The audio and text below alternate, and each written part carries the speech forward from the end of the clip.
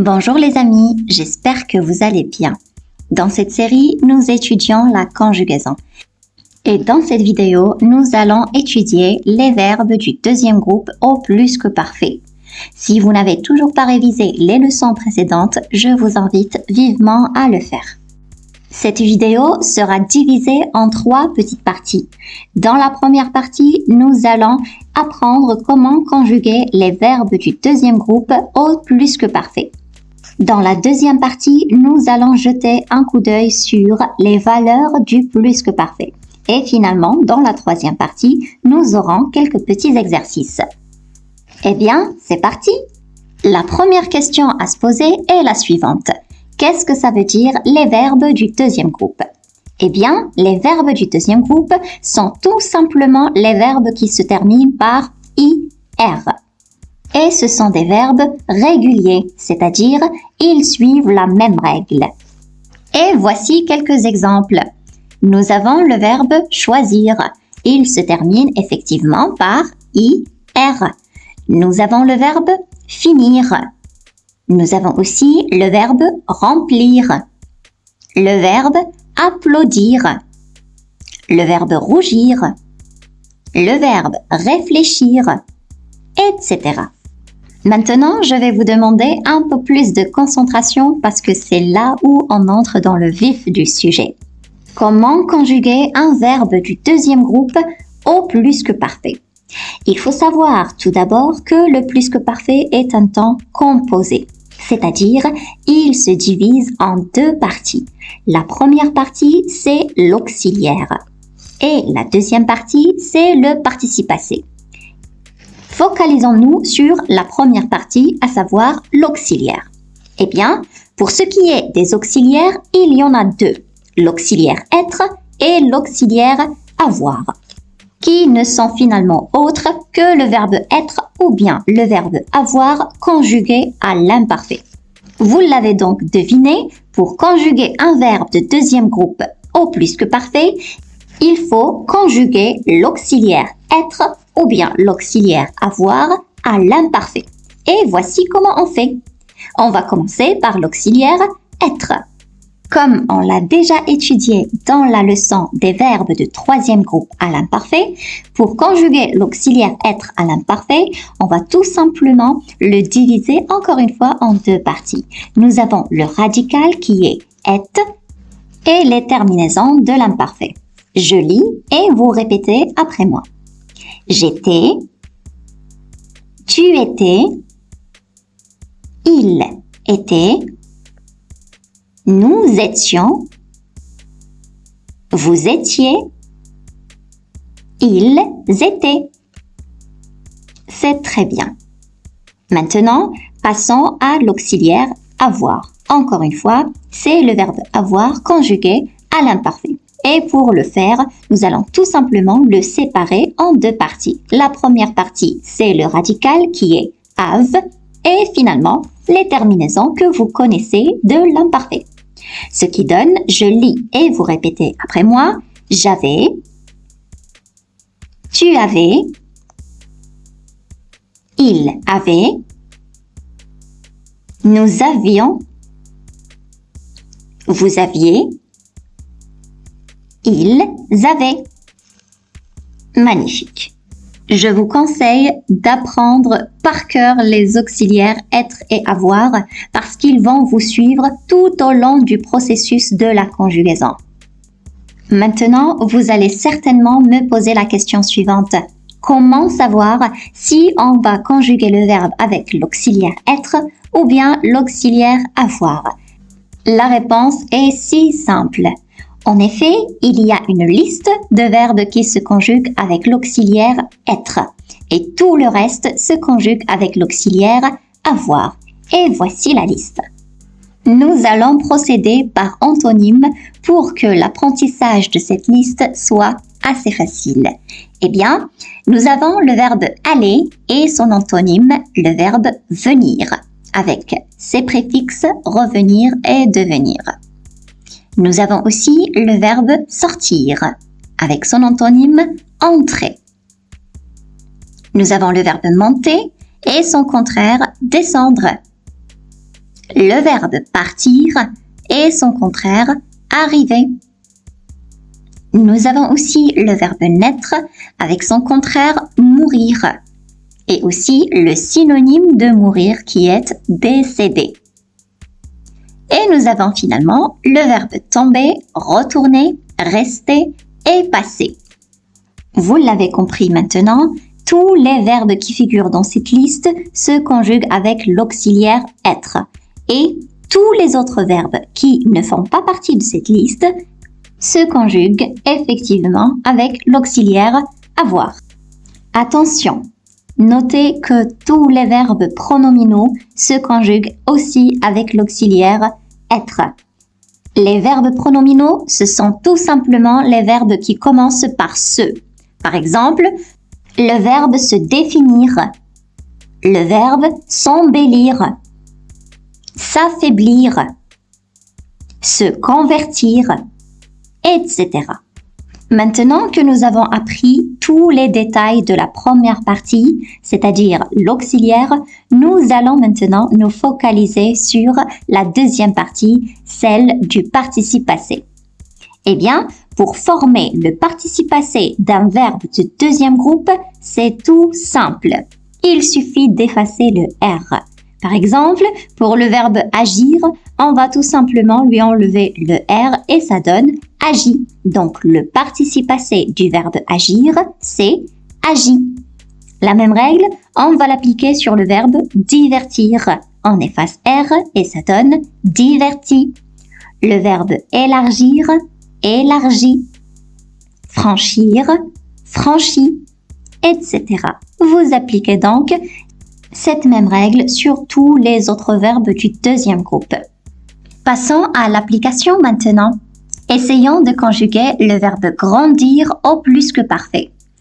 Nous allons tout d'abord commencer par écrire les pronoms personnels. C'est ce qui est en bleu, à savoir je, tu, il, nous, vous et il. Ensuite, nous allons écrire l'auxiliaire. Eh bien, le verbe grandir, si vous l'avez bien remarqué, ne fait pas partie de la liste que je viens de vous signaler, c'est-à-dire celle des verbes qui se conjuguent avec l'auxiliaire être. Et donc, ce verbe se conjugue tout simplement avec l'auxiliaire avoir. On va tout simplement prendre le verbe avoir et le conjuguer à l'imparfait, ce qui donne j'avais, tu avais, il avait, nous avions, vous aviez, ils avaient. Ensuite, nous écrivons le participe passé. Et le participe passé ne change pas. C'est-à-dire, le participe passé de je, c'est le même de celui de tu, celui de il, nous, vous et il du pluriel. On va tout simplement effacer la lettre R à la fin du verbe. Et donc, ça donne, je lis et vous répétez après moi, j'avais grandi. Tu avais grandi. Il avait grandi. Nous avions grandi. Vous aviez grandi. Ils avaient grandi. C'est très bien.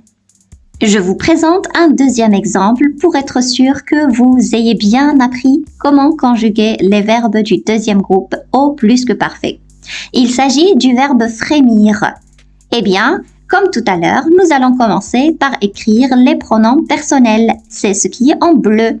Je, tu, il, nous, vous et il.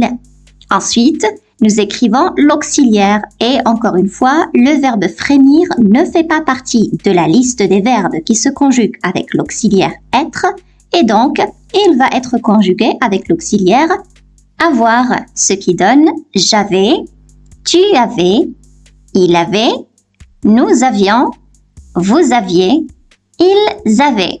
Et à la fin, nous écrivons le participe passé. Et bien tout simplement, on efface la lettre R au verbe frémir, ce qui donne frémit. Petit détail entre parenthèses.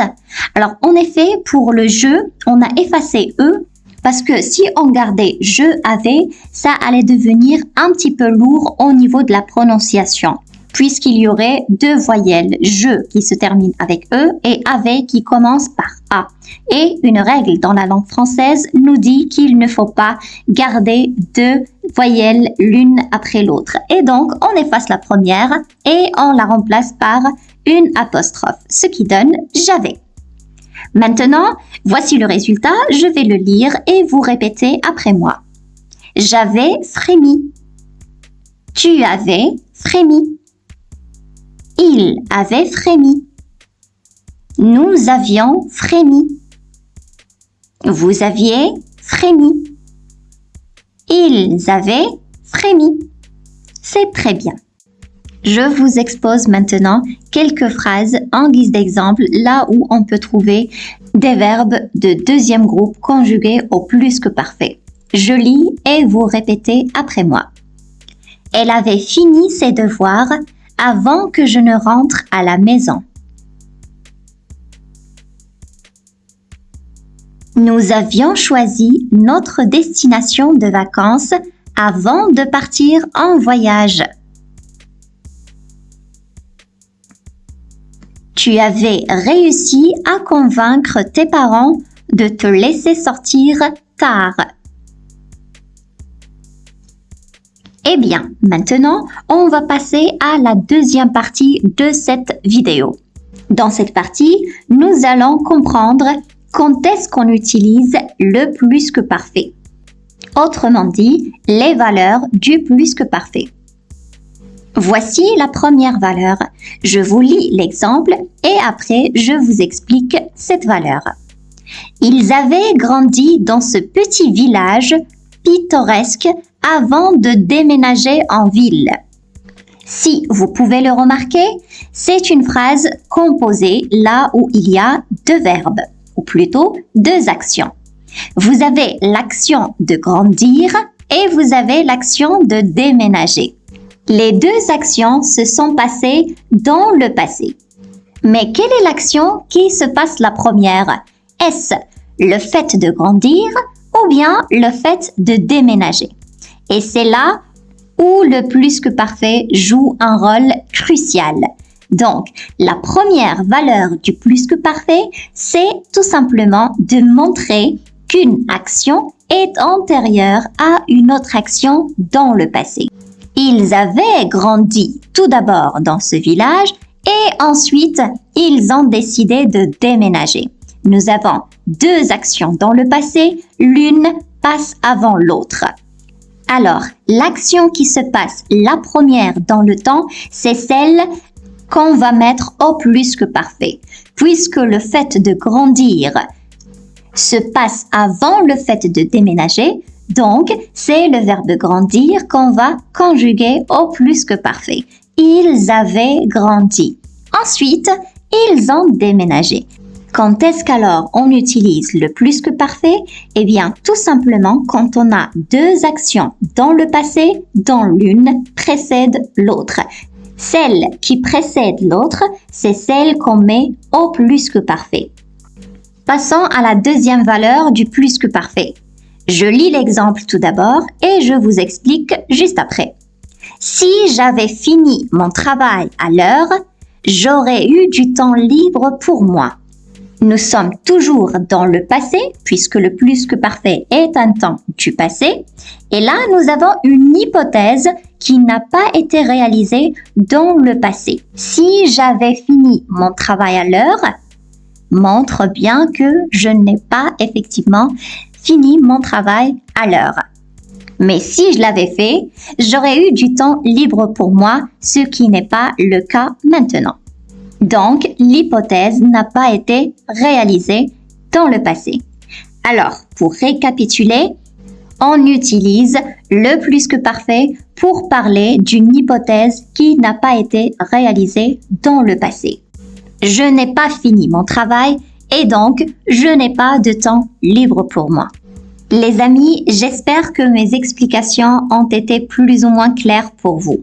Maintenant, on va passer aux exercices pour m'assurer que vous ayez bien appris à conjuguer les verbes du deuxième groupe au plus que parfait.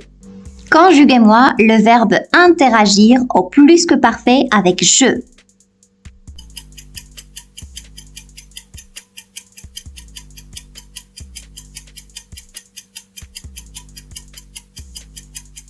C'est très bien. J'avais interagi. Conjuguez maintenant le verbe investir au plus que parfait avec tu.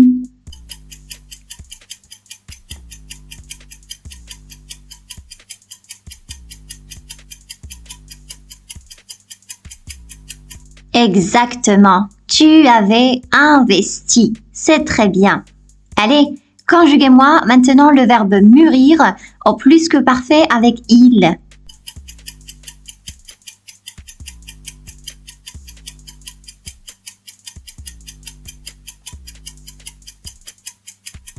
Excellent. Il avait mûri. Très bien.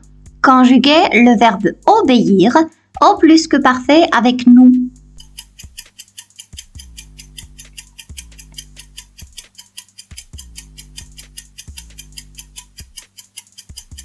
Magnifique. Nous avions obéi. Allez, l'avant-dernière question maintenant. Conjuguez le verbe pourrir au plus que parfait avec vous.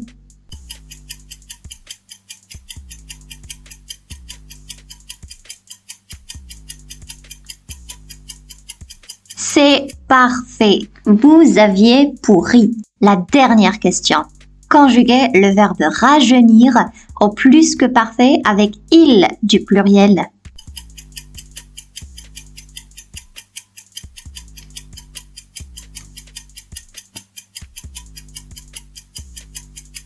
Excellent travail. Ils avaient rajeuni. Je suis très fière de vous. Bravo, vous êtes le meilleur. Vous avez vraiment réussi à répondre à toutes mes questions. Et là, ma leçon touche à sa fin. J'espère que vous avez tout appris sur la conjugaison des verbes du deuxième groupe au plus que parfait. Si vous avez des questions, n'hésitez surtout pas à me les poser dans les commentaires. Et si vous n'avez toujours pas révisé les leçons précédentes, eh bien, c'est le moment de le faire. Et moi, je vous dis au revoir et à la prochaine!